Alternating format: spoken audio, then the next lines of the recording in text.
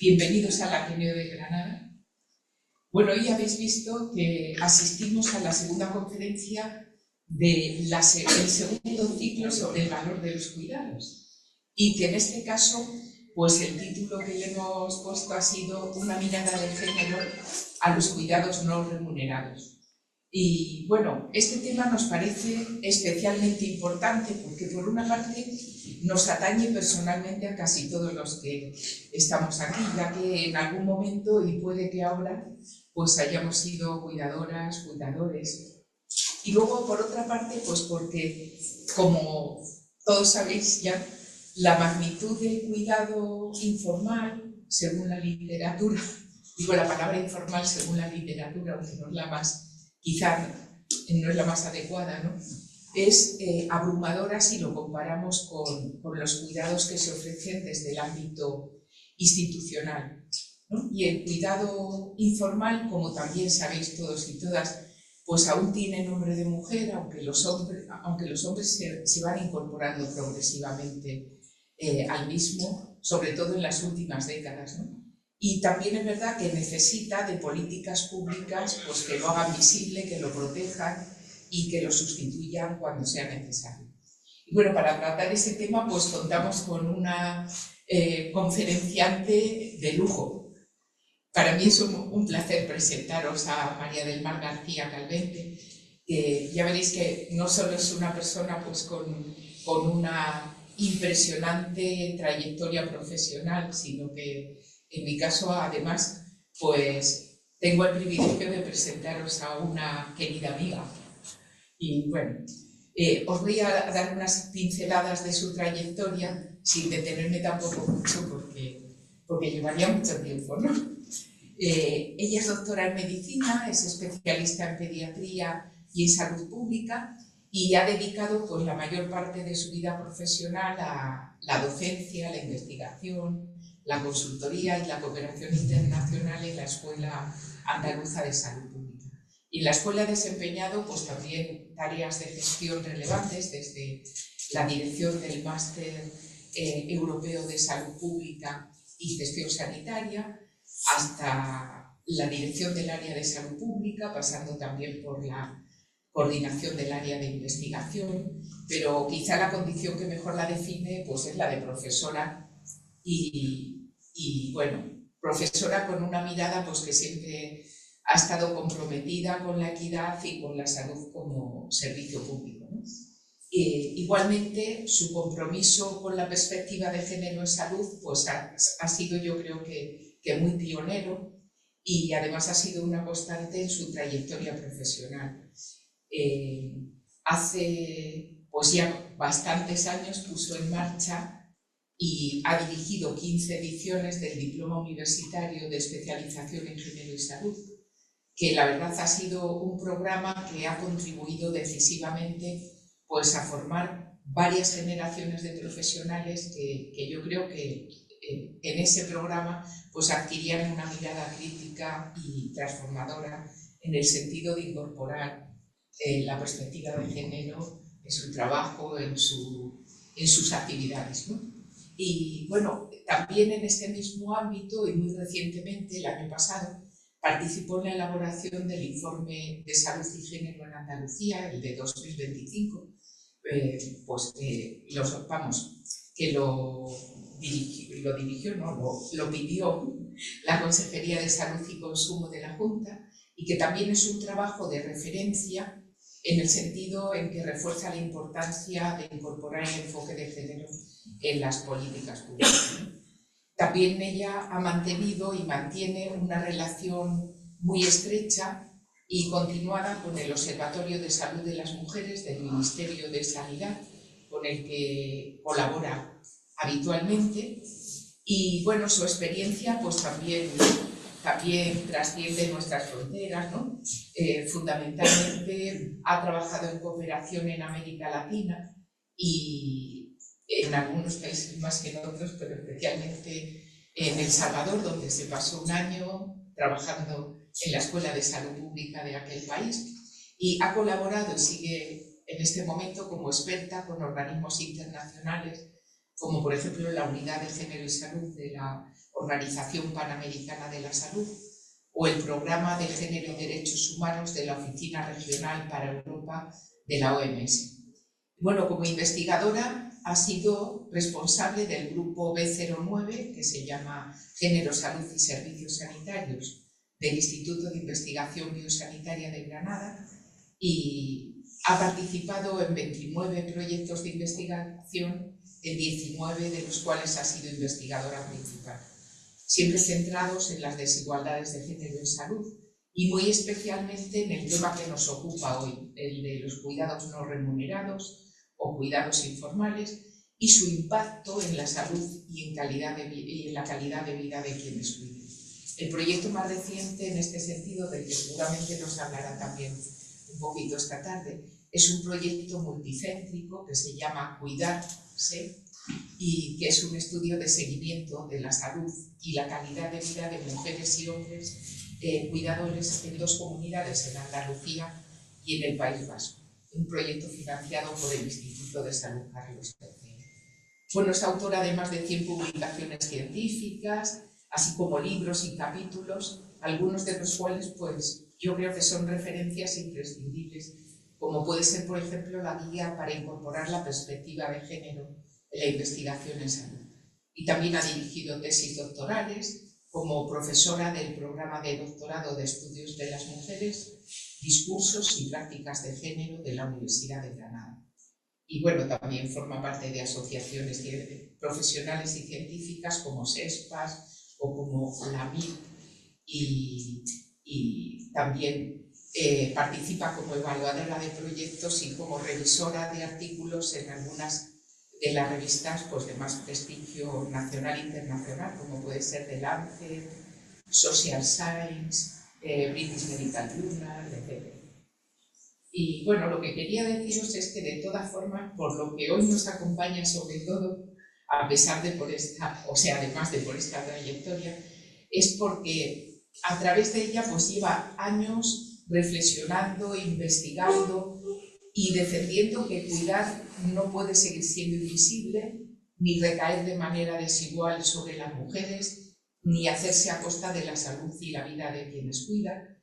Y en ese sentido, además, yo creo que su trabajo ha contribuido de una manera muy importante a poner el cuidado informal o el cuidado no remunerado en la agenda política de nuestro país. Y bueno, como os decía al principio, pues es un honor y una alegría presentarla hoy. Muchísimas gracias, María Elena, por acompañarnos y por aceptar la invitación de la Ateneo. Y te dejo desarrollando el tema. Muchas gracias. Muy bien.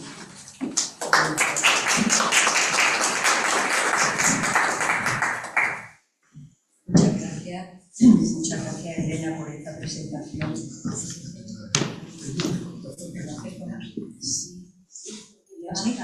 Levántalo un poco.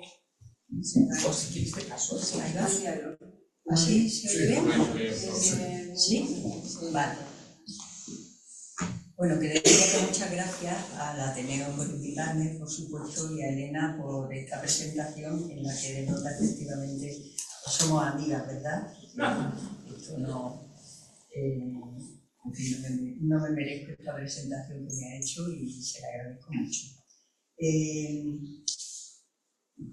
Cuando Elena me pidió participar en este ciclo, pues la verdad es que me ha hecho mucha ilusión porque, como ella ha comentado, he llevado, claro, ha hablado mucho en pasado porque ya estoy jubilada, entonces claro, pero todavía sigo pues, participando en algunas cosas como esta que me ilusionan y me gratifican, ¿no? Esta línea de trabajo, de investigación y de docencia es una de las más queridas por mí, porque fue el primer proyecto de investigación financiado por el Carlos III que yo lideré en la escuela en el año 91, que ya se dice pronto, y la verdad es que es una línea de trabajo que me parece que todavía tiene mucho que profundizar y mucho que conocer y sobre todo mucho que actuar, ¿no?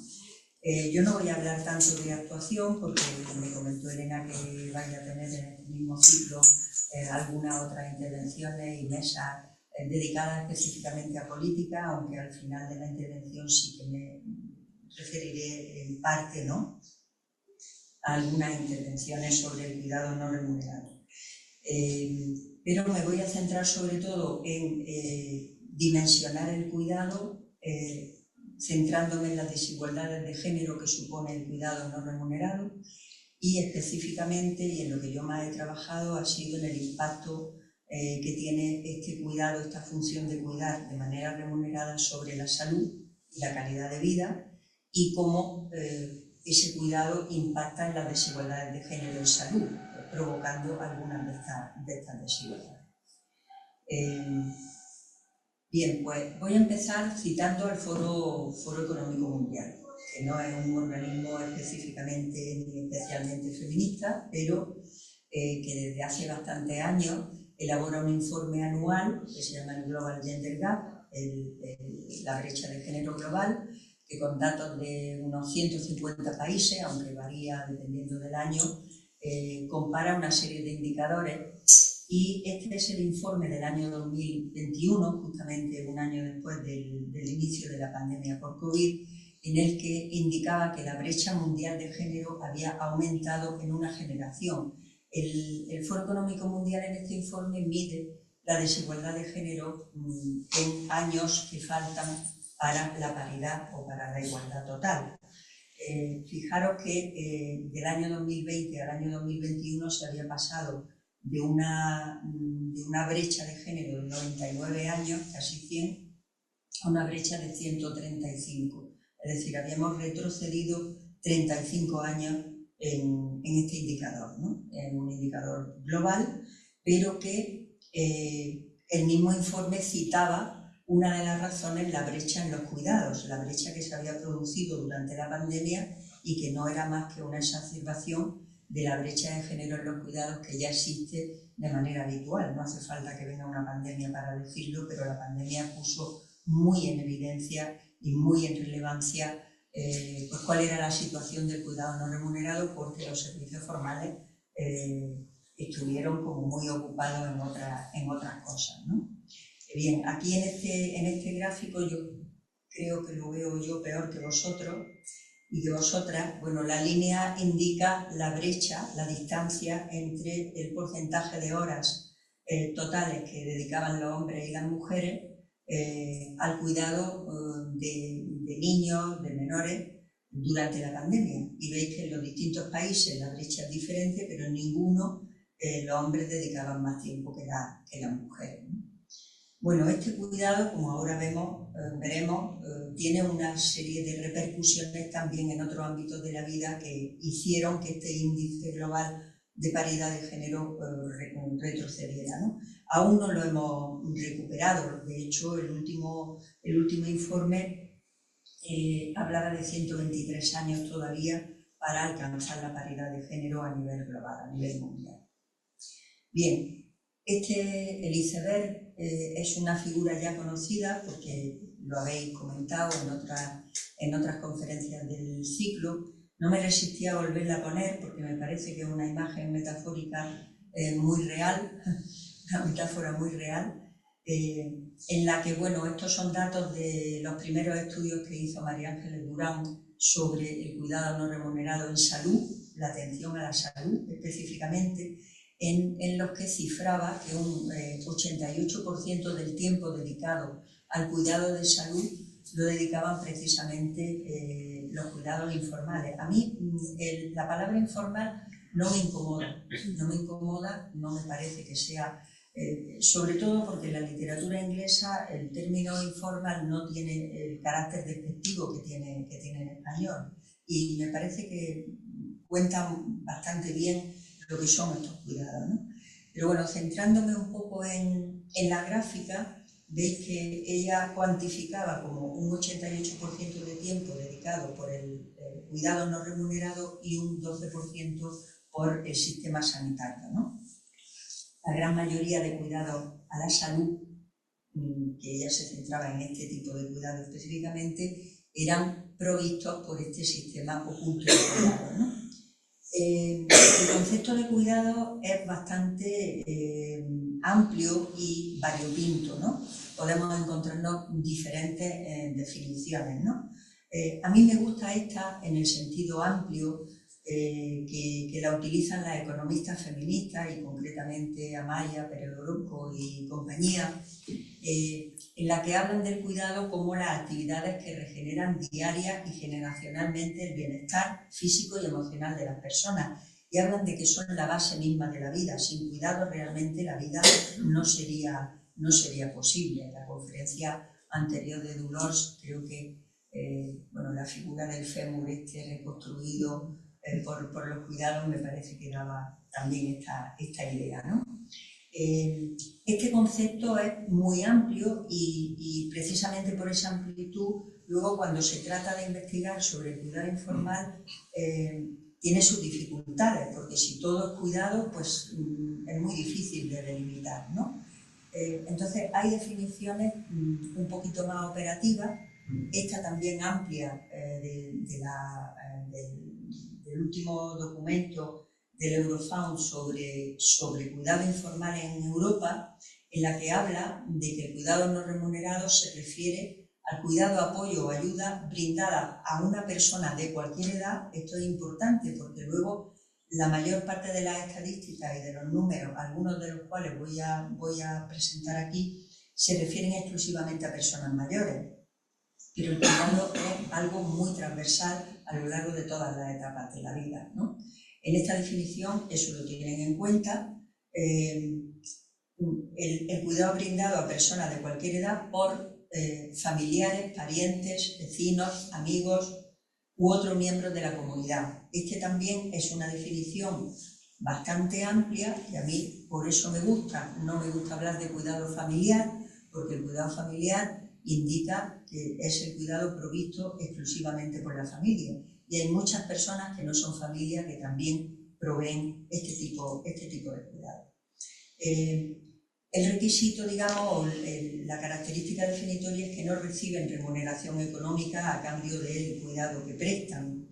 Pueden recibir, estas personas que cuidan, pueden recibir algunas ayudas, digamos, compensatorias, como puede ser en el caso de España, la prestación económica por cuidado familiar, que también, si nos da tiempo al final, hablaremos de ella, pero no se trata de una remuneración directa y acorde, digamos, con el tiempo dedicado, como si fuera un cuidado remunerado, digamos, en el mercado laboral o en el empleo, ¿no?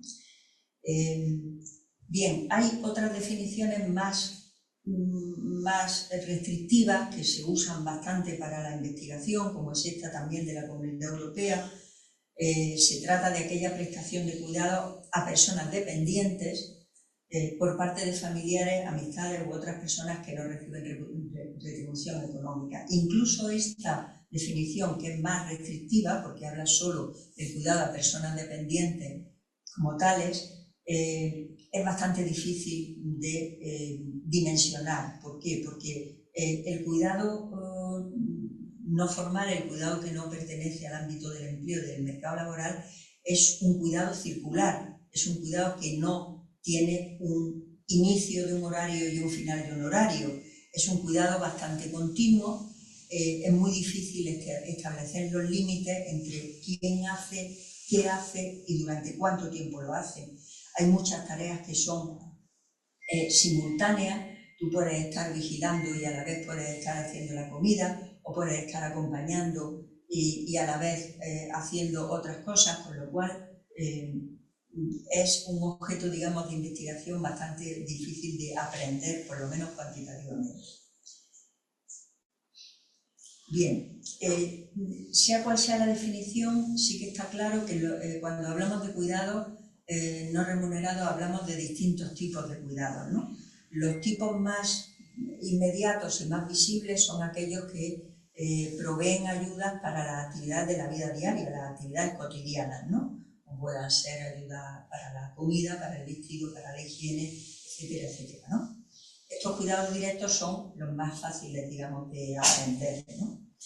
Pero también existen otros cuidados relacionados con o llamados precondiciones del cuidado. Para ayudar a alimentarse, pues primero hay que haber ido a la compra, hay que haber preparado los alimentos y posteriormente fregar los platos, etcétera, etcétera, ¿no? O sea que son condiciones o ayudas más instrumentales para la vida diaria, pero que también son cuidados. Y sobre todo un tipo de cuidado que se llama gestión mental, que tiene mucho que ver no tanto con las cosas que se hacen directamente y que se pueden observar o se pueden medir incluso, sino con aquellos cuidados de atención, de vigilancia, de responsabilidad, que tienen mucho que ver con la carga mental que luego va a tener que ver con el impacto en salud. Como puede ser estar pendiente de, vigilar que, acordarse de, procurar que otra persona, incluso remunerada, esté al tanto de, es decir, tener siempre presente, por eso este dibujo de Irene Mara, ¿no? De tenerlo todo siempre sobre la cabeza, yo creo que una imagen bastante digamos, evidente de lo que es este tipo de cuidado de gestión mental, ¿no? El cuidado no formal, el cuidado no remunerado es un cuidado invisible. Invisible, hace bastante tiempo, cuando empezamos a trabajar en el primer proyecto de cuidado no remunerado en Andalucía, en una reunión de docentes en la escuela, un compañero, cuando estábamos hablando de este proyecto, que entonces se presentaban proyectos y se discutían, hizo una intervención, bueno, pero esto es como el aire, ¿no? Que nadie lo ve. Sí, nadie lo ve, pero sin aire tú no puedes vivir. Es decir, que creo que es un símil bastante bueno. Es decir, es como el aire. Es invisible, pero absolutamente imprescindible. ¿Por qué es invisible? ¿No? Primero, el trabajo no remunerado indica que no tiene precio en el mercado. Y aquí pues traigo a Antonio Machado cuando decía que es de necios confundir valor y precio, pero en este caso es muy claro que se confunden. Es decir, como no tiene precio en el mercado, tendemos a no concederle valor, ¿no? De hecho, no entra, digamos, en las cuentas de la economía, en las cuentas económicas, ¿no? No se contabiliza el tiempo dedicado a este cuidado para ver cuál es la valoración económica del mismo, aunque también hay algunos procedimientos para hacerlo que luego comentaré.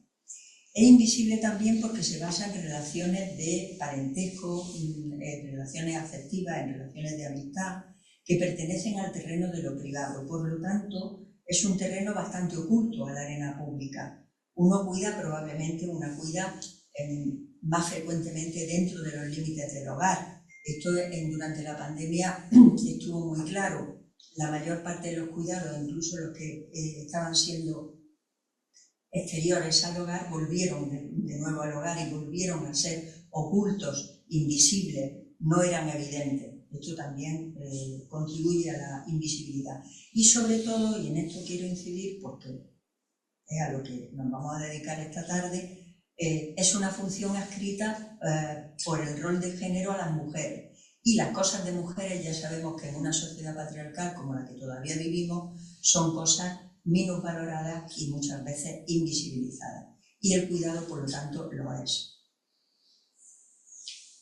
Y el paradigma, yo creo que el paradigma del cuidado informal o no remunerado es el paradigma de la invisibilidad de las mujeres, por lo menos en la atención a la salud. Y la invisibilidad es un elemento muy importante de desigualdad. Si no vemos las cosas, no podemos atajar las desigualdades que hay en el fondo, ¿no? Y en esto de los cuidados, las mujeres no contamos, no cuentan, ¿no?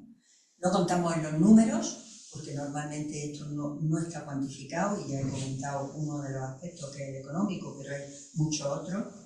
No contamos en el relato, porque muchas veces no se tiene en cuenta la experiencia de las mujeres y de los hombres que cuidan, pero fundamentalmente la mayor parte son mujeres. Los relatos del cuidado de la salud, cuando vemos la televisión, cuando hablan de sanidad, normalmente un señor vestido de verde en un quirófano, ¿no? El relato no incorpora este tipo de cuidado a la atención a la salud, ¿no? Y tampoco contamos en la toma de decisiones. Esto se vio muy claramente durante la pandemia. Las medidas que se tomaron durante la pandemia de diverso tipo no tuvieron en cuenta para nada este cuidado informal ni a las personas que lo proveían.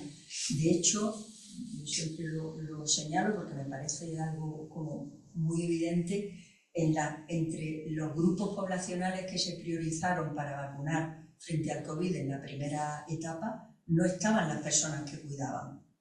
No estaban las personas que cuidaban, estaban las personas que cuidaban profesionalmente, pero no las que cuidaban en el ámbito no formal, no remunerado. El cuidado, se habla de que es un trabajo invisible, pero el cuidado no es solamente un trabajo. Es un trabajo, y así está además reconocido incluso por la Organización Internacional del Trabajo, pero no es un trabajo solo físico, que es una actividad, digamos, de prestación de ayuda, pero que acarrea costes, pero que ya he comentado que no se remunera, por lo cual lo del trabajo sí, pero con determinadas características que lo ponen como muy específicas, ¿no? Pero el cuidado también es un proceso. El proceso de cuidar significa identificar necesidades, significa elegir estrategias de cuidado. ¿Qué necesita la persona a la que estoy cuidando o las personas a las que estoy cuidando y cómo voy a conseguir que estén atendidas? Asumir responsabilidades. Esto es un elemento del cuidado no remunerado absolutamente primordial. De hecho, en los primeros trabajos que hicimos para queríamos medir el cuidado informal en Andalucía, una de las cosas que nos ayudó a definirlo fueron grupos de discusión, grupos focales con investigación cualitativa. Las personas que cuidaban no se definían como dedico 10 horas al día a cuidar, no decían esto, decían es que yo me hago cargo de, soy responsable de, soy la que tengo que. Es decir, este elemento de responsabilidad es absolutamente fundamental. Y el cuidado también es un proceso de relaciones. Implica una interrelación entre la persona que cuida y la persona que es cuidada. Y estas relaciones hay que tenerlas muy en cuenta a la hora de también valorar cuál es el impacto del cuidado sobre la salud. No es lo mismo relacionarse con una persona a la que admiras, adoras, amas, que con una persona que a lo mejor ni siquiera te llevas bien con ella, ¿no? O sea que este tipo de relaciones tiene también su impacto. Pero el cuidado es una determinada ética. Es una determinada ética porque implica una manera de pensar, implica valores particulares que tienen que ver con la asunción de responsabilidades y que está fuertemente relacionado con la identidad moral de género y su construcción. Y aquí pues tengo que hablar de Carol Gilligan como un exponente clásico y yo creo que todavía muy vigente de la ética del cuidado. La ética del cuidado de Carol Gilligan ha sido interpretada de muchas maneras, ¿no? Pero yo traigo sus palabras aquí cuando habla de que la ética del cuidado no es una ética femenina, es decir, no es una ética de mujeres, sino que es una ética feminista. Y el feminismo guiado por una ética del cuidado podría considerarse el movimiento de liberación más radical en el sentido de que llega a la raíz de la historia de la humanidad. Me parecen palabras como muy clarividentes. Ella también comentaba que para muchas mujeres a las que había entrevistado en su trabajo, la liberación, decía, voy a leerlo textualmente porque creo que es bastante clara la expresión, ¿no? La liberación de una voz honesta sucedía tras el reconocimiento de que la abnegación, a menudo considerada máxima expresión de la bondad femenina, en realidad moralmente resulta problemática, al implicar la renuncia a la voz y la evasión de las responsabilidades y las relaciones. Es decir, la ética del cuidado no significa una ética de la sumisión, no significa una ética de la invisibilización, significa una ética de reivindicar determinados valores morales que desgraciadamente no son los predominantes en la sociedad en la que estamos viviendo. Bien, me gustaría pasar a contar un poco, con números y a veces con letras, 4 grandes desigualdades de género que yo creo que atraviesan los cuidados no remunerados y que se podrían definir en estos 4 grupos, ¿no?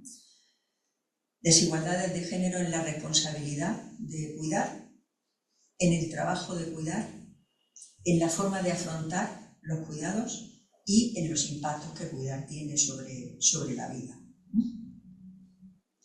En cuanto a la primera, pues bueno, algunos datos más o menos recientes que he podido rescatar. Por ejemplo, que alrededor del 45% de la población de la Unión Europea, 45%, proporciona cuidados no remunerados y 1 de cada 10 personas desempeña múltiples tareas de cuidado. Esto también es importante señalarlo. Muchos de los trabajos que podéis leer sobre cuidados informales o cuidados no remunerados se centran en una sola relación de cuidado, pero esto frecuentemente una persona cuida a varias, con lo cual esto también implica una sobrecarga sobre su salud y otras dimensiones de la vida. Las mujeres son la mayoría de las personas cuidadoras. Esta estadística, por ejemplo, muestra que el porcentaje de mujeres entre los cuidadores y cuidadoras informales de los distintos miembros de la Unión Europea, pues en prácticamente todos los países supera el 50% y en España concretamente supera el 70%. Aquí, por ejemplo, con un informe de la OCDE, pues se ve claramente lo mismo, ¿no? La proporción de mujeres entre los cuidadores y cuidadoras informales es muy alto y más alto en países, sobre todo del sur de Europa y del este de Europa, frente a países del centro y del norte. La proporción o la brecha de género entre hombres y mujeres que cuidan es bastante más amplia en nuestro país, por ejemplo, que en Suecia o en Dinamarca o en Holanda, ¿no? Y con datos de la última, creo que es la última hasta ahora, encuesta de discapacidad, pues vemos cómo el 67%, el 63%, 64% casi, de las personas que cuidan, según esta encuesta, a personas con dependencia o discapacidad en España son mujeres. Mujeres en la edad media de la vida, aquella generación llamada generación sándwich, en la que todavía estamos cuidando de nuestros hijos e hijas y ya hemos empezado a cuidar de nuestros mayores, ¿no? Esto nosotras, en nuestro grupo de investigación, pues nos gusta visualizarlo así, ¿no? Con el elefante del Principito, ¿no? El gorro del Principito que dice, ¿qué veis? Pues un elefante dentro de una bolsa, ¿no? Bueno, pues el elefante de los cuidados está aquí, ¿no? En cuanto al trabajo de cuidar, existe también una desigualdad de género porque todo el mundo que cuida no lo hace de la misma forma y hay formas de cuidar diferentes entre hombres y mujeres.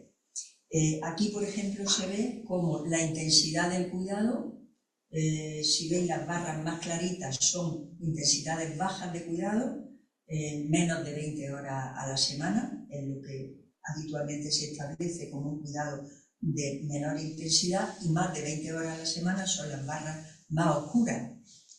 Las mujeres tienen barras oscuras más amplias que los hombres que cuidan, pero además, si os fijáis, del 2014 al 2024 ha aumentado la intensidad de los cuidados que se prestan. Probablemente la pandemia y todo lo que ha tenido que ver con la pandemia, pues ha tenido que ver también con el aumento de esta intensidad. Las mujeres cuidan durante más horas, hacen un cuidado más intensivo que los hombres que cuidan. Y esto tiene que ver con las repercusiones en salud de una manera bastante directa.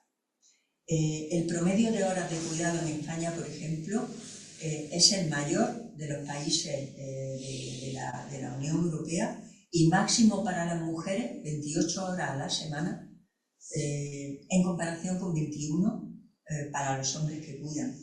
28 horas a la semana es más de un trabajo a tiempo parcial. Pero yo diría que es un cálculo muy conservador, muy restrictivo.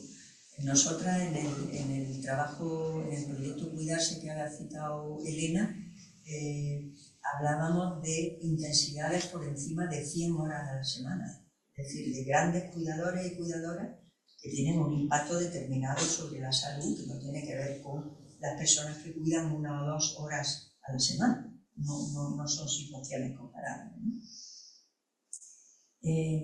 Bien, y igualmente las mujeres, y en España también, son mayoría entre las cuidadoras o cuidadores que prestan más de 40 horas semanales, o sea, más de un horario laboral completo. También, además de cuidar con más intensidad durante más horas, cuidan durante más años.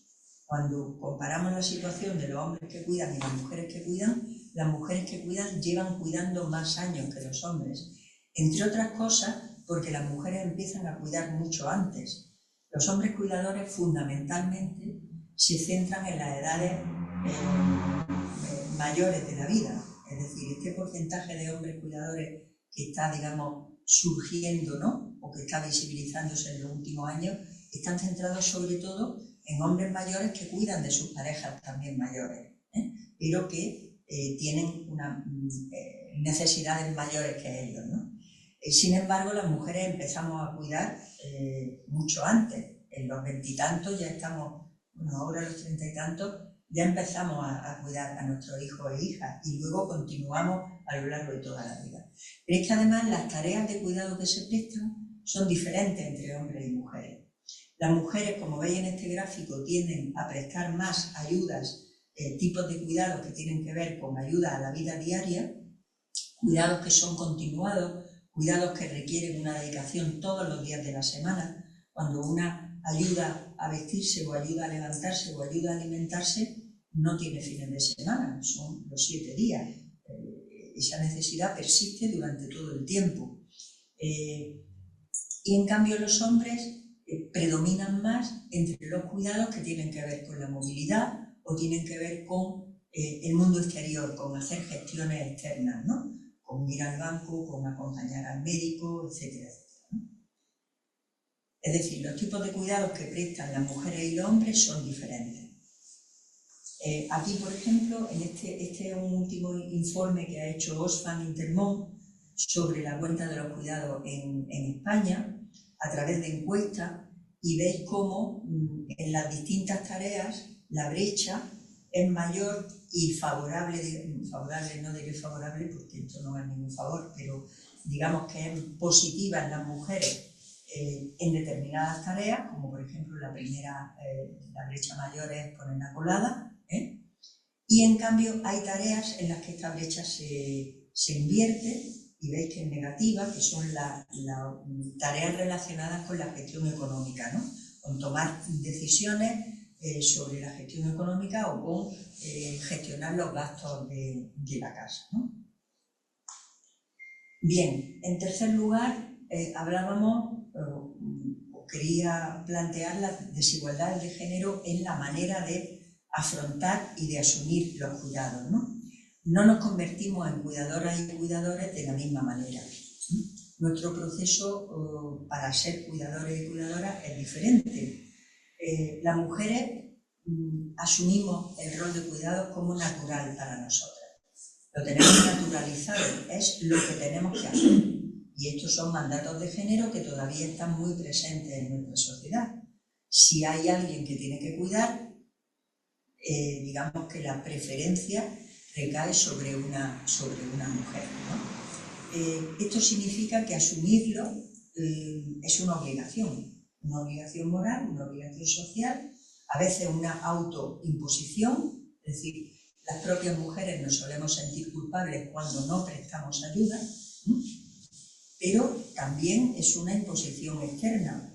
Cuando acudimos a los servicios sanitarios, muchas veces los propios sanitarios consideran que las mujeres son cuidadoras obligadas y en cambio los hombres no lo son, ¿no?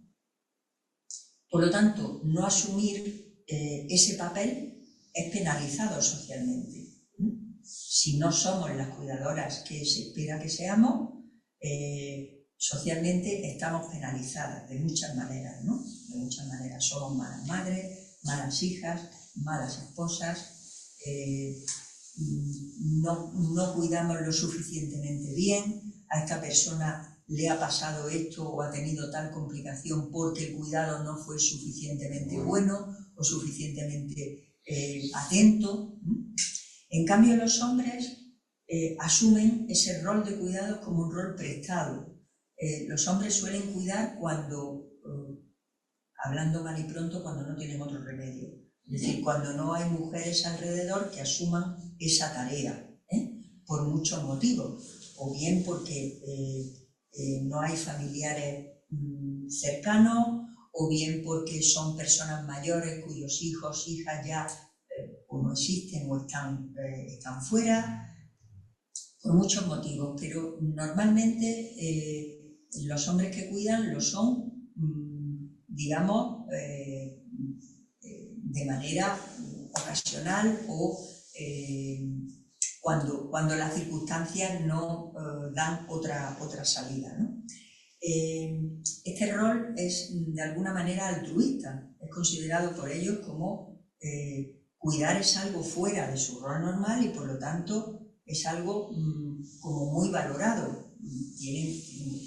Ser cuidador es algo que les, de alguna manera, que les debería de suponer determinados beneficios, determinado reconocimiento social, ¿no?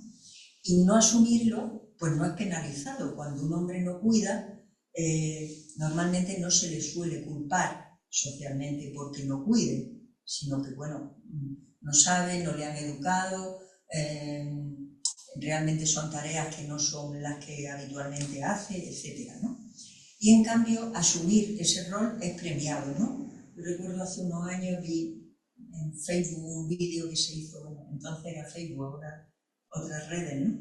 Que se hizo viral de un hijo que cuidaba a su madre, que estaba impedida en una silla de ruedas, y bueno, era un vídeo del hijo cogiendo a la madre en brazos, llevándola, trayéndola y tal, y aquello, bueno, creo que era en Chile, y se hizo una cosa mundialmente viral, ¿no? ¿Cuántas mujeres hacen eso todos los días de su vida y nadie les hace un vídeo que se hace viral en redes porque fíjate esta mujer cómo cuida a su madre, ¿no?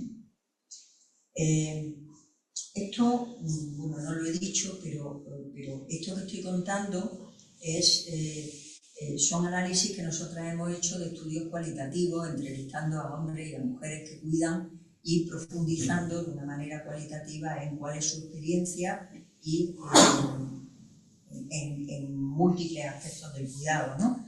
Y voy a traer aquí pues, algunas frases que me han parecido interesantes, por ejemplo, y que denotan esto que estoy diciendo. Una mujer que no cuida a alguien de su casa lo ven mal, en cambio un hombre que no se preocupa no es criticado. Es una mujer joven, que es cuidadora y que ella misma lo siente así, ¿no?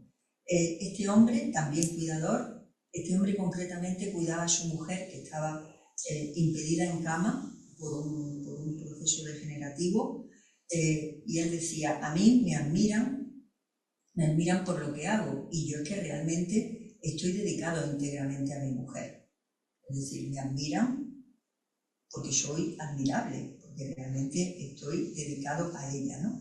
Este mismo hombre decía, a mí es que cuando voy al centro de salud me tratan como un héroe, decía, ¿no? O sea, él mismo lo explicaba de esa manera tan visual.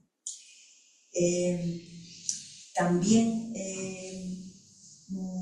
profundizando en los discursos cualitativos, veíamos que ante una elevada demanda de cuidado, las mujeres y los hombres reaccionaban de distinta manera, ¿no? las mujeres entendían que estaban capacitadas para hacerlo todo y hacerlo solas.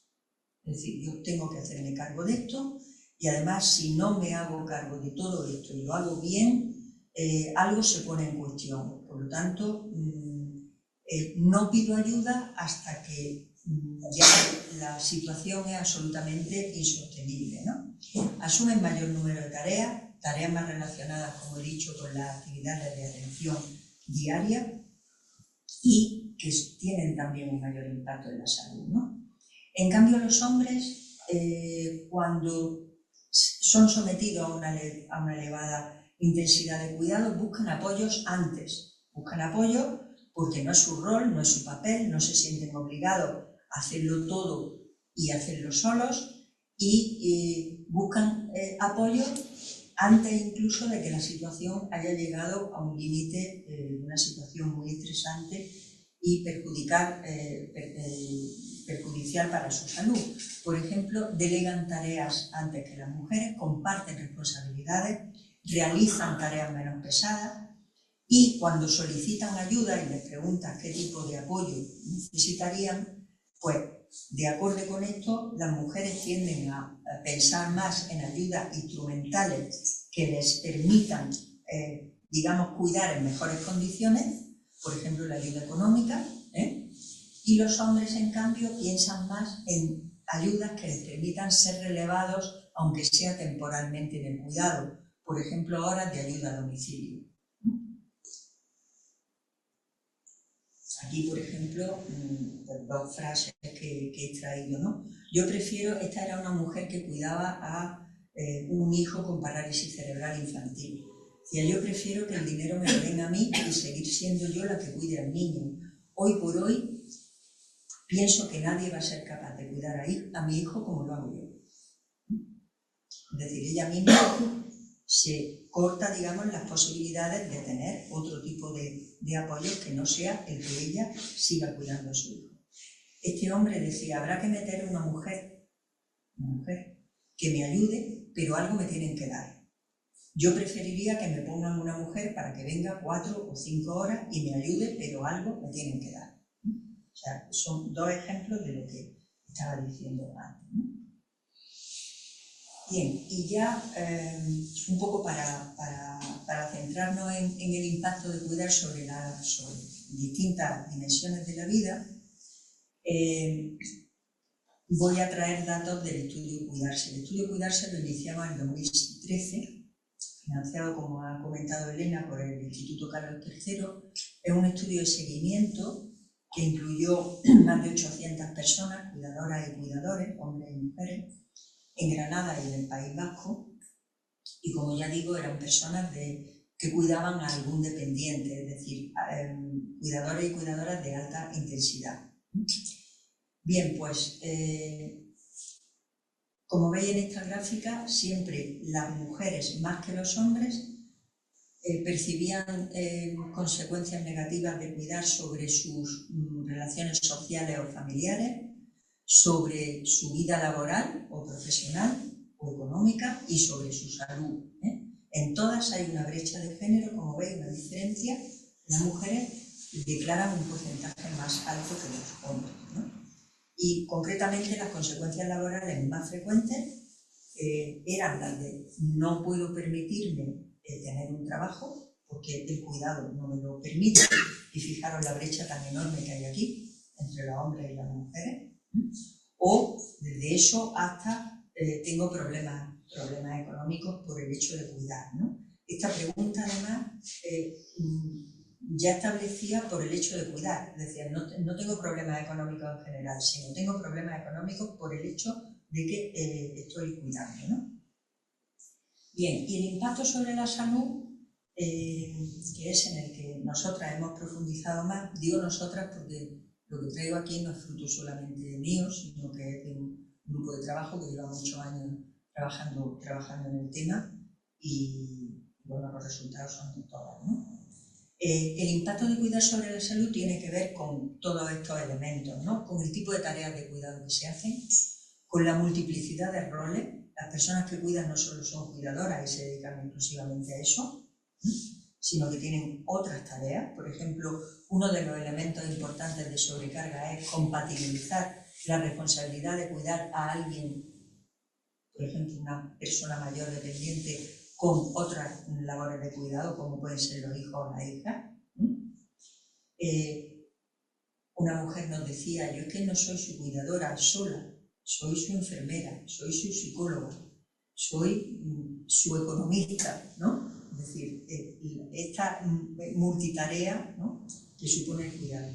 La jornada interminable, 24 horas, 7 días a la semana, 365 días al año, la escasa disponibilidad de ayuda, y se vienen a, digamos, a añadir situaciones críticas, por ejemplo, un empeoramiento, una hospitalización, un traslado a domicilio, es decir, todas esas situaciones que ponen todavía más en tensión estas posturas de cuidado, ¿no? Cuidar supone un riesgo para la salud, y esto lo decíamos hace 3 décadas y ahora lo decimos todavía con más evidencias, porque son múltiples los estudios en la literatura que hablan de las consecuencias negativas que tiene cuidar sobre la salud física y psicológica y mental, sobre todo de esta segunda, porque las consecuencias sobre la salud física tienen mucho que ver con la intensidad y con el tipo de tareas que se realizan, pero las consecuencias sobre la salud mental tienen mucho que ver con la carga mental que decíamos y con las situaciones de soledad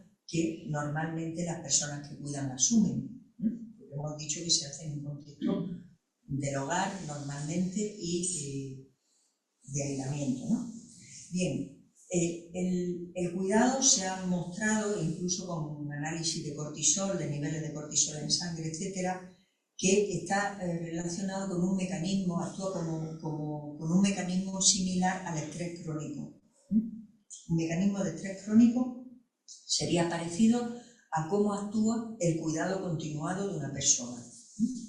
Esto supone sobrecarga, supone problemas de salud física, problemas de salud mental, hábitos de vida de riesgo, por ejemplo, dormir mal, alimentarse mal, no tener posibilidades de hacer ejercicio físico saludable, etc. Incluso hay estudios que relacionan este cuidado, sobre todo el cuidado en personas mayores, con una mayor mortalidad. Aquí habría mucho que discutir, pero no me voy a centrar en esto porque no es el objeto. Bien, lo que también está claro es que no todos los cuidadores y cuidadoras tienen el mismo riesgo de padecer efectos negativos sobre la salud, ¿no? Son las mujeres mayores, con mala salud previa, de nivel socioeconómico desfavorecido y con escaso apoyo social, los grupos que presentan un mayor riesgo. Aquí se ve muy bien lo que se llama la interseccionalidad, es decir, cómo el género aquí actúa con la clase social, actúa con la falta de redes sociales y actúa con los problemas de salud que se hayan podido tener a lo largo de la vida previa al cuidado, ¿no? Aquí, por ejemplo, del estudio Cuidarse vemos cómo las mujeres en determinados indicadores de salud puntúan más que, bueno, son mayor porcentaje que los hombres. Por ejemplo, se ha deteriorado su salud por el hecho de cuidar, o se encuentra cansado o cansada, o deprimido o deprimida, ¿no? Y en este estudio hacíamos una valoración también mediante un índice de calidad de vida relacionado con la salud, mediante la escala Eurocol. Y veis ahí, yo creo que este es un fenómeno interesante de analizar, porque se ve cómo el impacto sobre la calidad de vida también es diferente entre hombres y mujeres que cuidan. Veis que, por ejemplo, el impacto sobre dimensiones de movilidad, de autocuidado o de realización de actividades cotidianas es más frecuente en los hombres que cuidan. Y, en cambio, el impacto sobre dimensiones relacionadas con dolor o con ansiedad y depresión son más frecuentes en las mujeres que cuidan, habiendo también porcentaje de hombres que sufren estos efectos, ¿no? Estoy hablando de diferencias, no de, digamos, separación total, ¿no? Bien, también en los estudios cualitativos veíamos que la reacción ante una mayor sobrecarga era diferente en hombres y en mujeres. las mujeres interiorizamos la sobrecarga de tal manera que sufrimos consecuencias relacionadas con la ansiedad, con la depresión, con el estrés, y que desencadenan otros problemas de salud crónicos o consecuencias de los hábitos de vida, y los hombres exteriorizan esa sobrecarga, la manifiestan más, hemos dicho antes, buscan ayuda antes, delegan, comparten las tareas con más frecuencia, pero claro, esto lo que hace es que de alguna manera, lo voy a decir así, tienen comportamientos más protectores sobre la salud, porque reaccionan antes ante una mayor sobrecarga que lo hacen las mujeres, por este rol de género que decíamos que las mujeres tenemos impuesto, ¿no?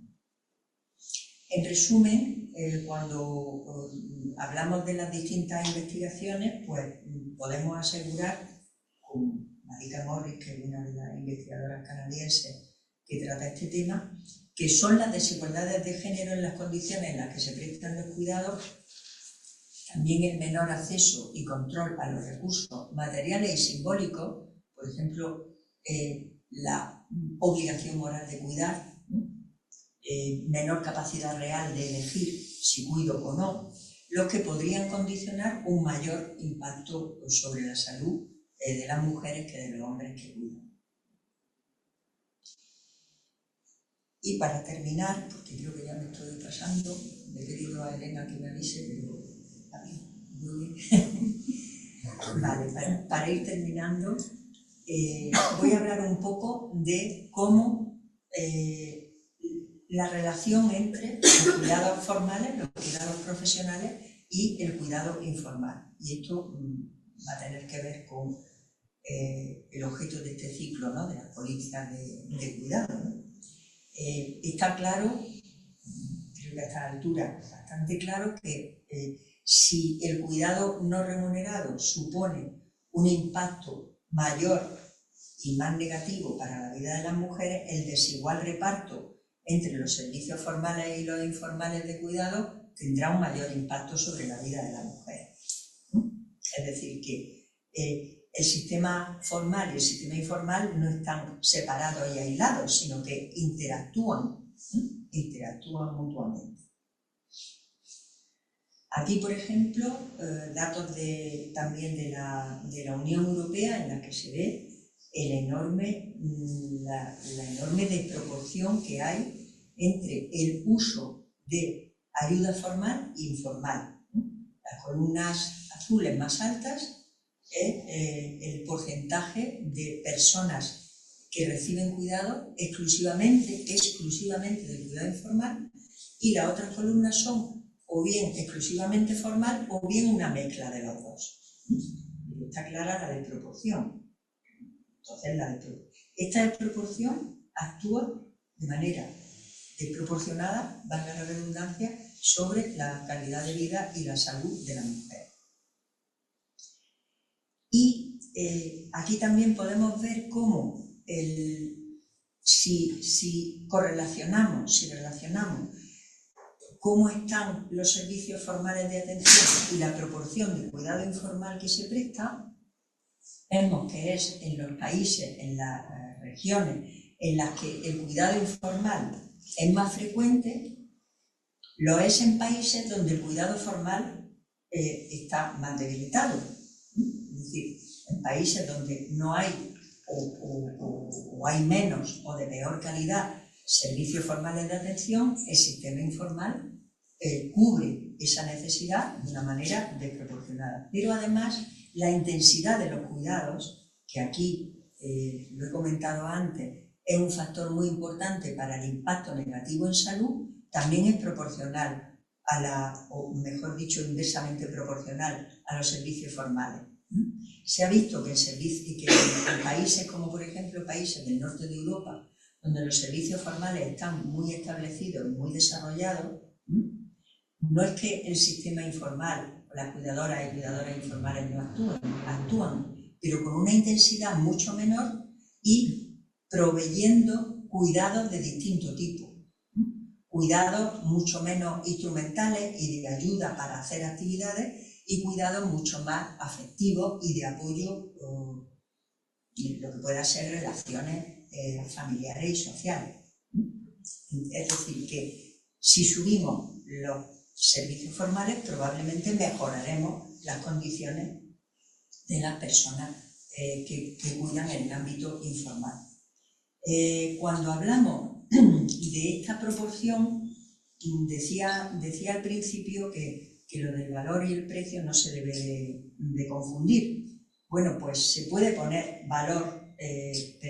precio al valor del cuidado informal. Los economistas y las economistas, sobre todo, lo han intentado y lo consiguen a veces, ¿no? Voy a poner algunos datos. Por ejemplo, esto es en Estados Unidos. Sistemáticamente hay una asociación de cuidadores familiares que sistemáticamente evalúan el número de horas prestadas por personas no remuneradas en los distintos estados de la Unión al año, y le ponen un precio. El precio suele ser el precio de ayuda a domicilio. En este caso, por ejemplo, los datos publicados en el 23 eran del 21, corresponde la evaluación a 600, a ver si lo puedo decir porque es una cifra tan grande, que 600.000 millones de dólares, 600.000 millones de dólares, en base a 38 millones de cuidadores y 36.000 millones de horas de cuidado. Por hacernos una idea de lo que significa esta cifra, aquí abajo ellos hacen un cálculo de cuánto supone el total de lo que cuesta, todos los cuidados formales de larga duración, que es la primera barra, o el total de lo que se gastan en cuidado en salud, o el total de lo que se gastan en cuidado a domicilio. Y como veis, la cifra calculada, el valor aportado por esas personas que cuidan en el ámbito informal, es mayor que cualquiera de estas cifras. Si eso lo incluyéramos en las cuentas económicas,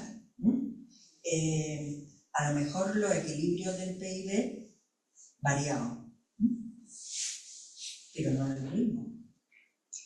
En la Comunidad Europea, por ejemplo, y centrado exclusivamente en cuidadores y cuidadoras de personas mayores y adultas con discapacidad, se calcula que el tiempo dedicado por el cuidado no remunerado supone entre un 2,4 y un 2,7 del PIB de toda la Unión Europea, con muchas diferencias entre distintos países, dependiendo de qué, del mix entre los cuidados formales y los cuidados informales, ¿no? Pero además a este coste hay que añadir lo que se llama coste de oportunidad, es decir, lo que se pierde porque estas personas, por estar cuidando, no se incorporan al mercado laboral. Y que no se incorporen al mercado laboral significa que no generan contribuciones a la seguridad social, tampoco generarán contribuciones a las pensiones futuras, con lo cual parte de la brecha en pensiones, la brecha de género en pensiones, tiene mucho que ver con las vidas de cuidado de las personas y de las mujeres y de los hombres. Bueno, pues la pérdida estimada de ingresos representó un 0,76% del PIB en la Unión Europea, a costa fundamentalmente del menor empleo de las mujeres de esta generación sándwich. No estamos hablando de personas mayores de 65 o de 70 jubiladas, estamos hablando de personas en la franja de la edad activa laboralmente, ¿no?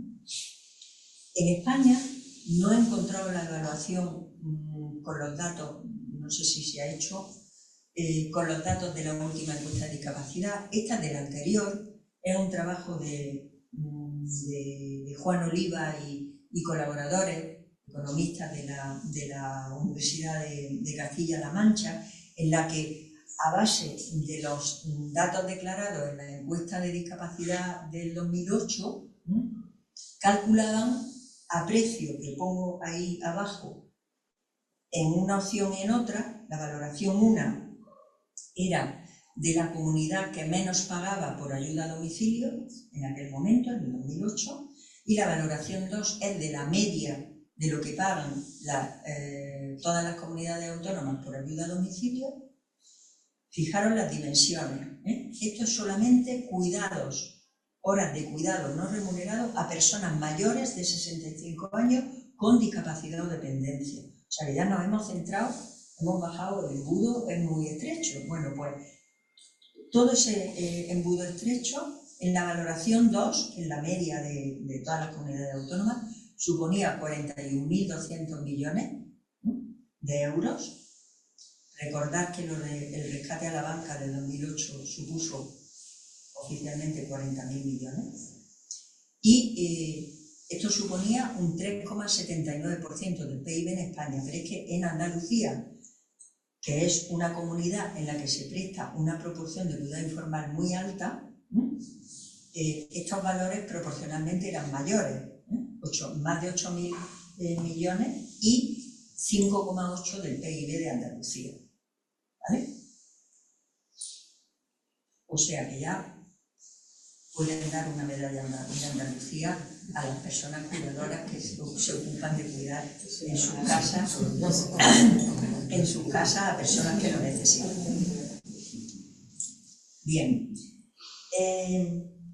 A raíz de la crisis económica del 2007-2008, recordaréis que se promulgó un Real Decreto 2012 para garantizar medidas de estabilidad presupuestaria y fomento de la competitividad, en la que una de las medidas iba dirigida a modificaciones de la Ley de Dependencia. La Ley de Dependencia se aprueba en el 2007 con un presupuesto bastante menor del necesario, y ya en el 2012 se le están aplicando recortes, ¿no? Los recortes fueron fundamentalmente hacia la atención a domicilio, la ayuda a domicilio, y a las prestaciones económicas por cuidado en el entorno familiar, que se llama. Algunas de las medidas, por ejemplo, que se están intentando revertir ahora con la tramitación, que todavía no está aprobada, de las modificaciones que se han introducido en la ley de dependencia. Algunas de las medidas: incompatibilidad de las prestaciones y servicios entre sí.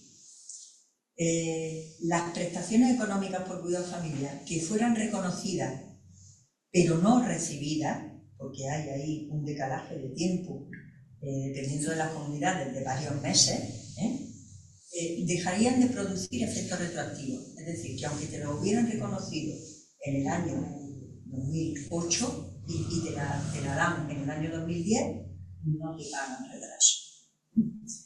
Que además las prestaciones económicas por cuidado familiar reconocidas pero no recibidas quedan sujetas a un plazo de 2 años. O sea que los 2 años ya pierden ese derecho.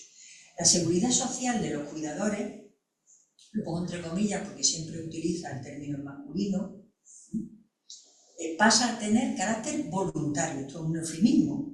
Es decir, voluntario significa que uno mismo se lo paga. ¿De acuerdo? Antes, previamente a eso, era el Estado el que hacía la contribución a la seguridad social mínima, en condiciones similares a entonces a las empleadas de hogar, pero una contribución que permitía, por un lado, el reconocimiento de esa labor y, por otro lado, ciertos beneficios de cara a una pensión ulterior, etc., ¿no? Bueno, esto pasa a ser voluntario. Ya digo que un eufemismo se elimina. ¿Por qué? Porque se deja a las personas cuidadoras que elijan sobre si quieren pagarse la contribución a la seguridad social o no. ¿Qué pasó? Que bajó, obviamente, drásticamente el número de personas cuidadoras que se acogían a la prestación. Bueno, y además hicieron una oferta especial hasta diciembre del 2012, o sea que, bueno, bien. Y además se redujeron las cuantías de la prestación económica por cuidado familiar. Vale.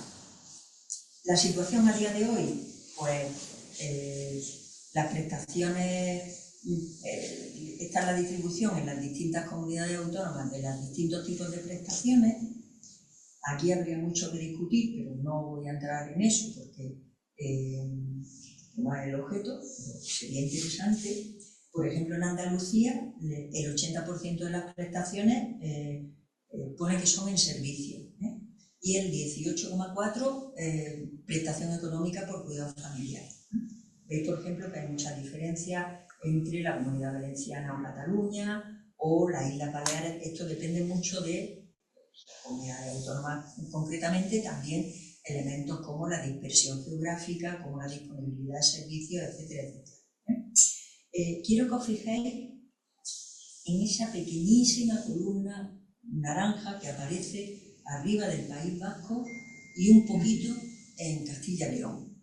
Esa franja naranja corresponde a las prestaciones económicas para asistencia personal. En Andalucía veis que no, cero. A día de hoy, y con datos oficiales, es un 12%, no un 12%, 12%. O sea, 12 prestaciones económicas por ayuda personal. Es decir, que es un servicio que ni mucho menos está favorecido y por lo tanto tiene otras implicaciones. Vale, esta es la proporción del perfil de personas cuidadoras según el sistema estadístico de la Ley de Dependencia. Tengo que decir que el denominador de aquí no son todas las personas cuidadoras, sino exclusivamente aquellas que reciben o que tienen reconocida la prestación económica. Son muchas menos de las que hay. Veis que la mayor parte de la proporción siguen siendo mujeres, con lo cual este reequilibrio entre la distribución o el reparto de responsabilidad de cuidar entre hombres y mujeres, parece que la Ley de Dependencia actual no lo ha solventado ni cambiado. Esta es la cuantía actual de las prestaciones económicas por cuidados familiares por comunidad autónoma y grado. Estos son los últimos datos que he encontrado del 31 de enero del 2026. Como veis, en Andalucía la media, tanto en el grado 1 como en el grado 2 como en el grado 3, es inferior a la media del total nacional, pero es que hay una variabilidad terrible entre las cuantías entre las distintas comunidades autónomas. Si os fijáis un poquito. Vale. En el año 2022 se emitió un informe de evaluación de la Ley de Dependencia en el que específicamente reconocía que el 70% de las personas en situación de dependencia eran atendidas única y exclusivamente por la familia, y hacía una recomendación. Decía que la Ley de Dependencia, a pesar, esto ya lo dijimos al principio, ¿no? De la Ley de Dependencia, en los principios rectores de la ley figura el enfoque de género. Es decir, es una ley que nace con una aspiración de equidad de género y hace un análisis de que las cuidadoras son mujeres, etcétera, etcétera. Esto en el 2006, publicado en el 2007, ¿no? Pero luego las medidas no se han tomado en esa dirección, ni ha habido una evaluación de impacto de género de la ley que yo conozca. Este informe concretamente dice que no se ha tenido en cuenta ni en la relación con las mujeres y niñas en situación de dependencia, ni en la situación de las mujeres que cuidan, ¿no? Y hace unas recomendaciones específicas respecto al refuerzo de la dimensión de género de la ley, revertir los desequilibrios de la provisión de cuidados hacia las familias y las mujeres y evitar la exclusión social y laboral de las personas trabajadoras remuneradas, y específicamente promover la implicación masculina en los cuidados de larga duración paralelamente al refuerzo de los derechos de las personas a ser cuidadas. Bueno, ya para terminar, pues este último informe de la OCDE sobre cuáles son las políticas de apoyo a las personas cuidadoras no remunerada en los distintos países, habla de que para que la prestación o el cuidado no remunerado sea realmente voluntario y no obligado por normas sociales, circunstancias, escasez de servicios formales, etc., se requiere un conjunto completo de políticas, una oferta suficiente de cuidados formales de alta calidad, y además señala que ninguna de estas políticas será suficiente para revertir el desequilibrio de género si no se hacen medidas específicas para eso. Y además, lo más devastador de todo es que dice que ninguno de los países de la OCDE ha hecho políticas específicas para cambiar este desequilibrio en la distribución por género subyacente al cuidado informal en las personas mayores. En el caso del cuidado de niños se ha trabajado más, pero en el caso de personas mayores y personas con dependencia que no son menores, se ha trabajado nada. Vale. Bueno, ONU Mujeres hace una recomendación muy global, pero que creo que sí, se desbrozara sería muy importante, ¿no? Del triple objetivo de las 3 R's, habla de la redistribución del trabajo de los cuidados entre todos los actores sociales. Dolores habló del diamante de los cuidados, de hecho, más bien una serpiente de los cuidados, pero significa lo mismo, es decir, aquí intervienen la familia, la sociedad en general, interviene la comunidad, intervienen los mercados, interviene el Estado, una redistribución de los cuidados entre esos agentes, una reducción o eliminación de los trabajos de cuidados más pesados y una promoción de la autonomía de los sujetos con necesidad de apoyo. De esto no hemos hablado, pero sería interesante, supongo que saldrá en sucesivas sesiones, la importancia de las políticas y de las medidas de promoción de la autonomía personal y no solamente de la atención a la dependencia. Cuanto más fácil pongamos a las personas dependientes que puedan valerse por sí mismas, menos necesidad de cuidados, tanto formales como informales, tendremos que asumir, ¿no? Y la tercera R es el reconocimiento de los cuidados, de los sujetos que son cuidados y de las que lo cuidan, visibilizar y valorar los cuidados y a las personas que lo ejercen. Esto no se hizo tampoco ni en pandemia tampoco. Como ya he visto, ni siquiera en la situación de crisis como tal, bueno, se hablaba pero no hubo un reconocimiento realmente efectivo, ¿no? Bueno, y ya sí, aquí sí que termino. Patricia Armstrong dice que lo importante no es solo establecer políticas de apoyo al cuidado informal, sino asegurarse de que los beneficios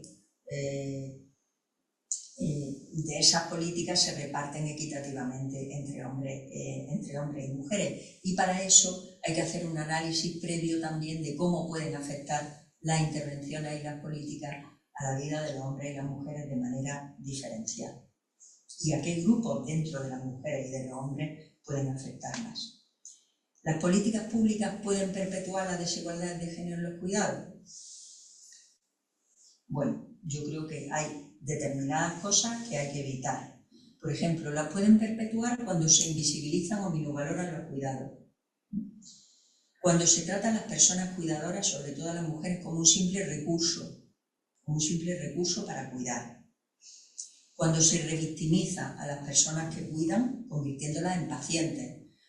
Yo odio, es una palabra fuerte, no me gusta nada, el síndrome del cuidador. Es una manera de medicalizar una situación que vemos que tiene sus raíces en las desigualdades de género, ¿no? La medicalizamos y la tratamos como medicina, ¿no?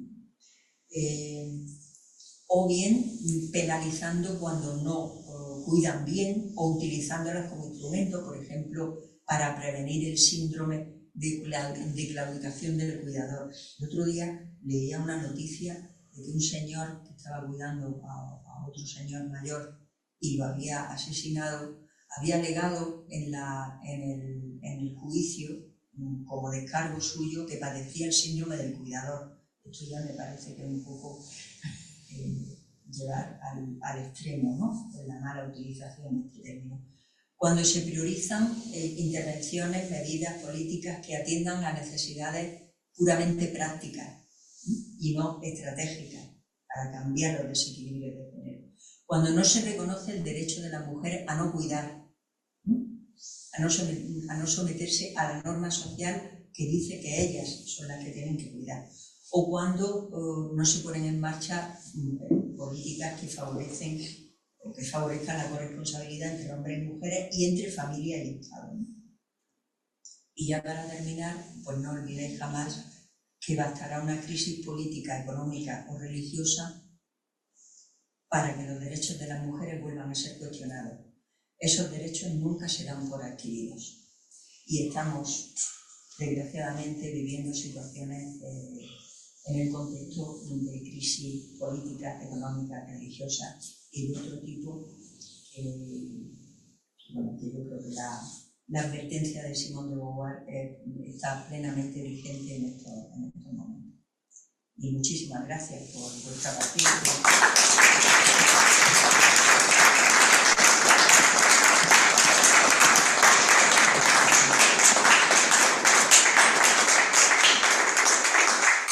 Me voy a sentar un poquito con María Elena por si queréis hacerme alguna pregunta o hacer alguna aportación al tema. Muchas gracias, María Elena.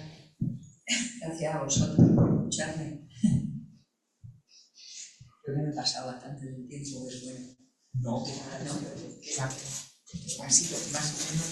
Yo creo que nos ha llegado a una hora, así que sí, va a ser por ahí.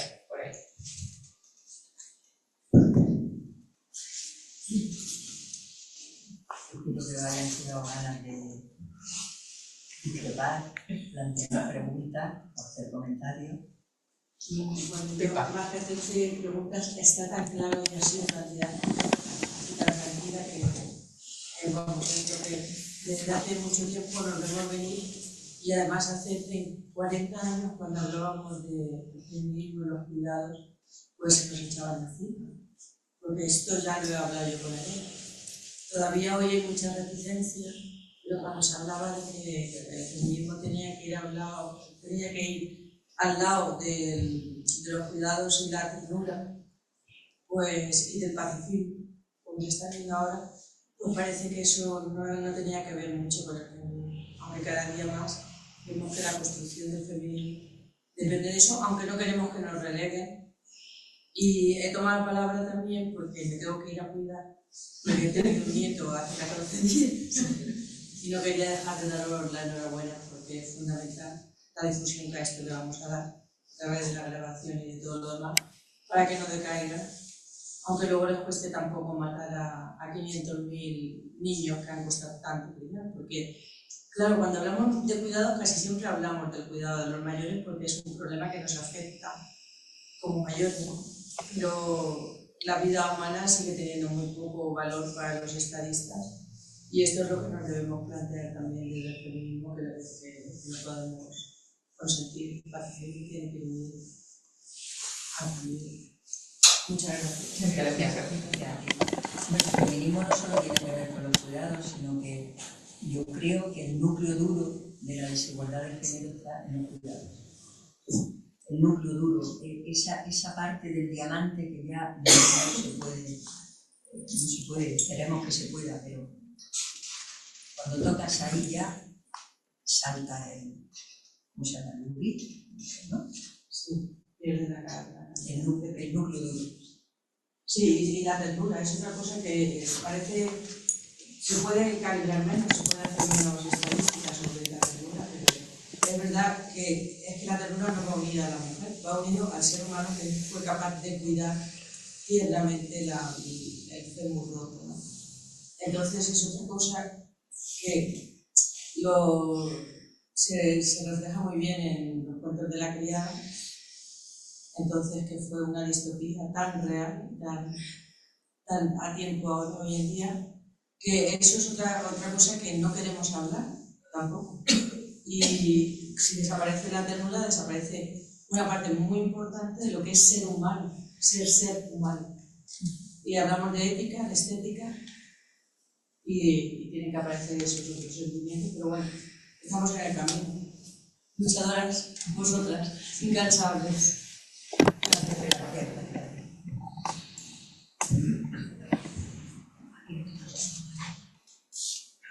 Sí, sí, por favor. Bueno, yo quería hacer una reflexión. Yo que viví de mi padre ya 30 años ya, un poco, la tuve seria cuando no se hablaba de la serie durante 13 años, y yo trabajaba, tengo 4 hijos y de mi padre. Yo nunca fui consciente del desgaste que supuso para mí, para nada. O sea, aquello se hacía porque tenías que hacerlo, cuando estabas allí, porque te tocaba, y tú formas parte de esa invisibilidad porque no eres para nada consciente. Para nada. De hecho, es que me ha servido un poco para, así como decir, anda, pero, ¿no? Pero que va para nada, invisibles totales, inconscientes totales, del precio que pagas, y todo para nada.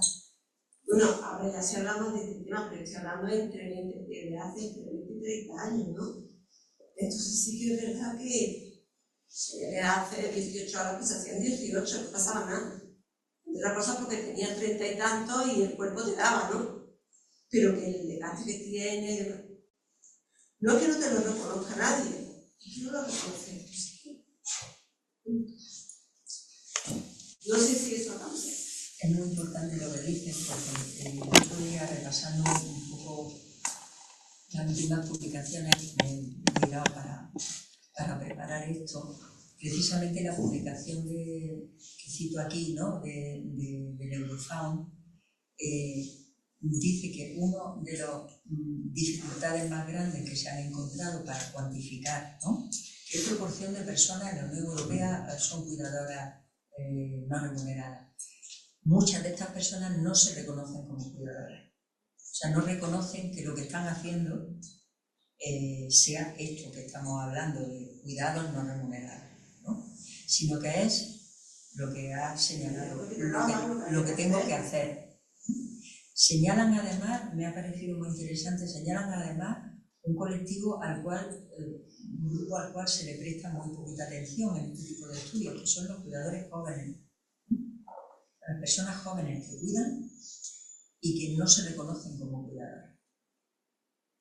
Pero me alegro que lo digas porque fíjate, hace 30 años, pero ahora, y además un estudio, digamos, a escala europea, es una de las conclusiones que saca, que hasta que no se visibilice y no se ponga nombre, ¿no?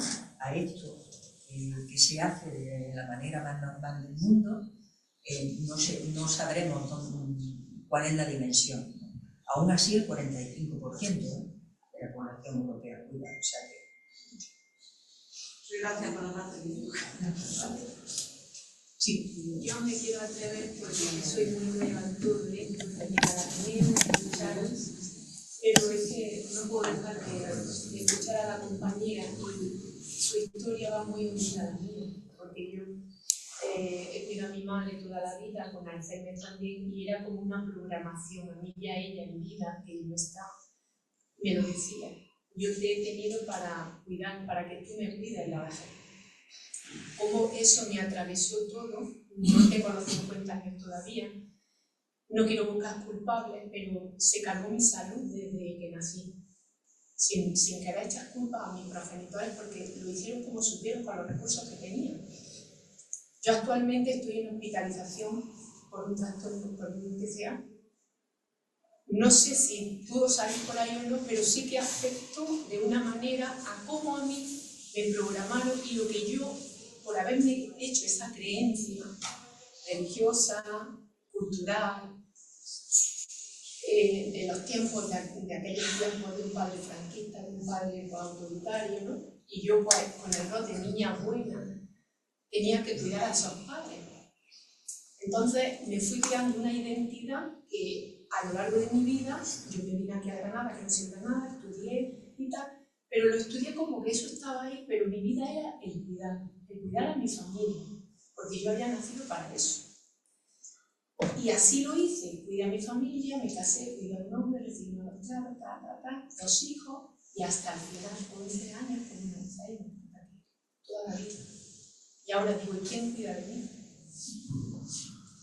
Me he dedicado a cuidar hasta que me he dado cuenta y he tomado conciencia que el primer cuidado para poder cuidar tienes que ser tú, en tu, porque si no lo único que haces es desgastarte y enfermar. Y perdonad porque yo no estoy acostumbrada a estos espacios, pero es que me he visto muy reflejada y me siento con vergüenza porque gracias a la hospitalización y a una mujer que está haciendo que todo, que nos pongamos una gafa feminista, pues yo pueda estar aquí. Y que pueda ir reconstruyendo una identidad que yo no elegí. Y eso no quiere decir que yo a mis padres pues lo he querido y lo he adorado, pero sí que me he desgastado porque podía haber hecho otras cosas. Cómo contribuir a la sociedad, cómo poder cotizar. Y el hombre pudo hacerlo, mi hijo lo hará, pero los años que yo he perdido los tengo que empezar a recuperar. Ahora decido.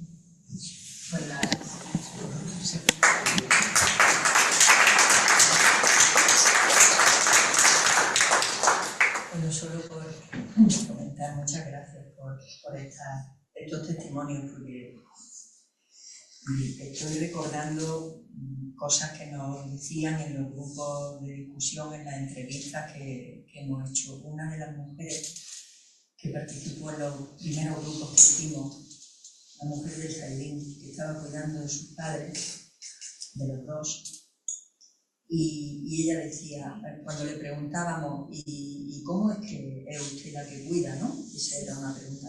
La gente se sorprendía. Muy dos. ¿Quién si no, no? Esta mujer decía, hombre, yo es que tengo 7 hermanos, pero yo estoy sola porque soy la única hija. Lo decía de una manera absolutamente normal y natural. O sea, una cosa como, vamos, sin ningún aspaviento. Yo la cito a ella, ella no sabrá que la cito, pero la cito con mucha frecuencia porque me impactó lo claro que lo tenía, ¿no? Claro que lo tenía. Bueno, yo te... No, sí. una reflexión al hilo de lo que dice Vale. A ver, primero darte las gracias porque has sintetizado un tema muy complejo, un tema que ha dado mucho que hablar, dentro del pensamiento feminista. Creo que cualquiera de nosotros ha tenido una experiencia familiar, y ahí pues le preguntaba por qué yo. Hay gente que aceptaba, y quién si no. Pero hay otra gente que igual sí que me parecía que no era justo, ni equitativo, ni nada, etc. Por tanto, hay una experiencia de ese tipo familiar. Después hay una experiencia que al cuestionarlo implica conocer, empezar a pensar de otra manera y ver que efectivamente pues, no se valora o que no está representado en el espíritu de una nación o que se da. Es también cierto que hay que reclamar el derecho. La primera jornada que tuvimos sobre cuidado, quizá una de las ideas claves que se quedó fue precisamente eso, que el cuidado no es que tenga que hacerlo a los familiares, es que el cuidado es un derecho social, un derecho al que tiene que responder una sociedad, ¿no? Y si no responde, está en pecado. Algo está fallando. Yo ahora lo que me planteo son 2 cosillas. Una, que me ha llamado la atención y es una pregunta para ti, que es los dependientes, el autocuidado. Te he dicho, habría que avanzar más porque eso significaría que si eso lo pudiera explicar un pelín más, de qué manera se podría hacer. Y la otra cosita es decir, bueno, han pasado, ¿qué digo? 50 años, ¿no? Gilligan habló de la ética del cuidado de hace mucho. Entonces, ¿qué hemos avanzado? ¿En qué países hemos avanzado más? ¿En qué lugares del mundo hemos avanzado más? Porque si no, la esperanza se nos va quebrando. Parece que todo está lento y claro, dice, bueno, ahora hemos avanzado, pero resulta que hemos retrocedido y esto parece de lo de Penélope. La primera cuestión respecto al autocuidado. Creo que no he hablado de autocuidado, sino de autonomía. De autonomía, perdón. Sí. Y que, para mí el término autocuidado tiene muchas aristas. No quiero decir, pero claro. No, lo quiero aclarar porque el autocuidado es muy importante, pero de una manera también un poco de quitarse la responsabilidad de encima de los poderes públicos. Yo ahí creo que hay que tener. Lo de la autonomía. Cuando estamos hablando de cómo apoyar a las personas cuidadoras, Julia Twig, por ejemplo, que es una de las autoras que a mí me gusta más, plantea varios modelos, ¿no?, de apoyo. Uno de ellos, que es el más común, el que más usamos, es el modelo de cuidadora como recurso. Es decir, apoyamos a las personas cuidadoras para que sigan cuidando, para que no claudiquen, porque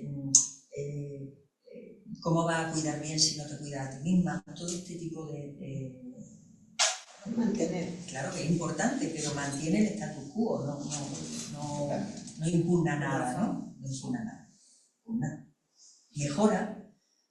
Mejora en la práctica las condiciones, que son muy importantes, pero no mejora la posición. Seguimos ahí. Pero otro modelo del que ella habla es un modelo, ella habla de la superación del cuidado informal y se centra en el tema de promoción de la autonomía. Cuando se promociona la autonomía personal de las personas que tienen necesidades de cuidado, pero con cosas tan prácticas como, por ejemplo, habilitar una vivienda, o por ejemplo, la teleasistencia, o por ejemplo, hoy veía en la tele, ¿no?, el tema de los sistemas de co-housing, y bueno, facilitando que las personas podamos ser autónomas el mayor tiempo y en las mejores condiciones que podamos. Si eso se promociona, es una manera, digamos, ella dice, de superar el cuidado informal, ¿no? Y no son medidas, porque yo cuando comento esto en clase me dicen, bueno, pero eso es una utopía. No es una utopía, son intervenciones muy concretas si uno quiere ir por esa dirección. Todo el tema de la robótica, por ejemplo, es una línea de trabajo para promocionar la autonomía, que creo que ahí además se está poniendo mucho dinero y me parece interesante, ¿no? Eso en cuanto a la primera cuestión.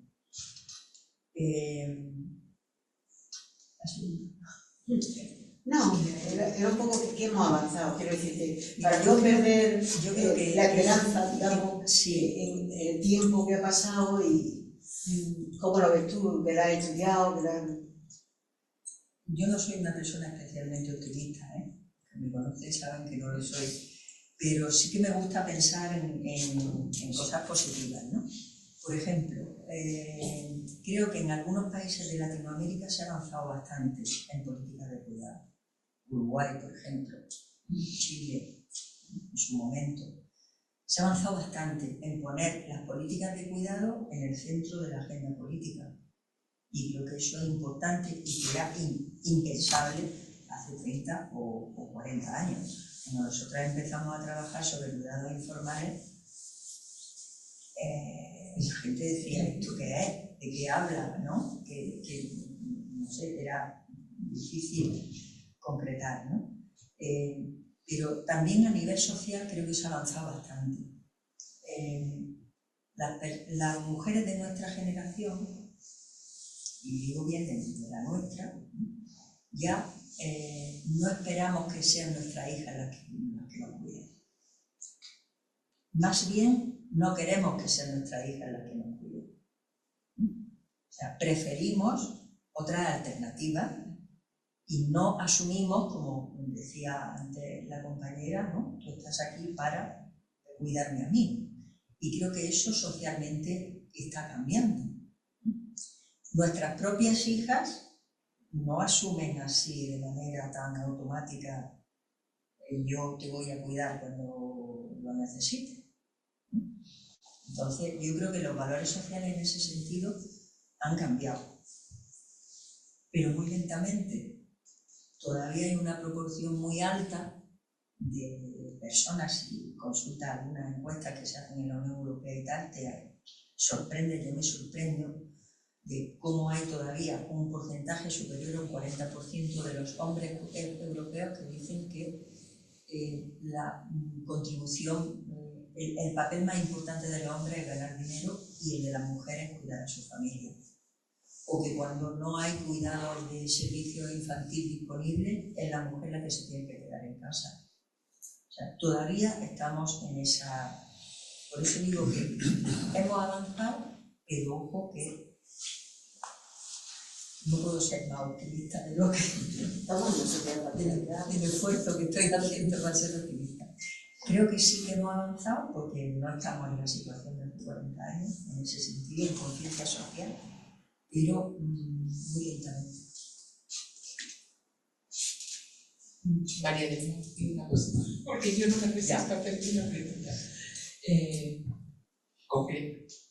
Si tú tuvieras que elegir una política no, en términos de que pudiese tener de verdad una gran repercusión sobre la desigualdad de género en el tema del cuidado informal, ¿por cuál estarías? Porque, por ejemplo, la de...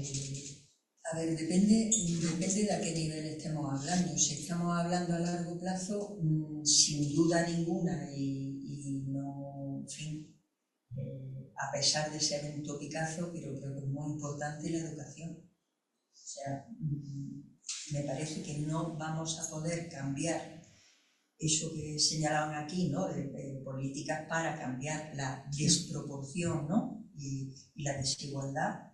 En esto de los cuidados es muy importante enseñar a niños y niñas que el cuidado es importante, que el cuidado hay que cuidarlo y que además hay que repartirse. Creo que a ese nivel es muy importante. A nivel más inmediato, a mí me parece que hay que poner recursos formales para el cuidado. Y yo, en una opinión muy personal, con la reforma que se ha planteado de la nueva ley de dependencia, de la desinstitucionalización, me parece que está muy bien, pero es que no hemos llegado a la institucionalización. Es decir, que es verdad que el tema de la residencia, el tema de tal, está seguramente más enfocado, pero es que es tan mínimo, ¿no?, la contribución al cuidado de ese tipo de cuidados, que me parece que hablar de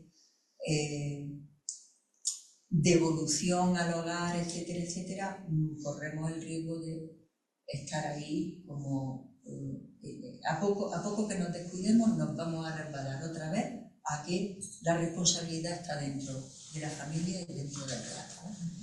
Entonces creo que políticas relacionadas con los servicios de la ley de dependencia se han desarrollado francamente de manera insuficiente. No llegamos ni al mínimo de dedicación de recursos, mucho menos de recursos en tiempo, mucho menos de recursos en calidad. Entonces yo creo que eso tiene que ser algo inmediato o conseguido. Y a largo plazo, el tema de la educación me parece fundamental. Bueno, pues muchas gracias, María de Mar.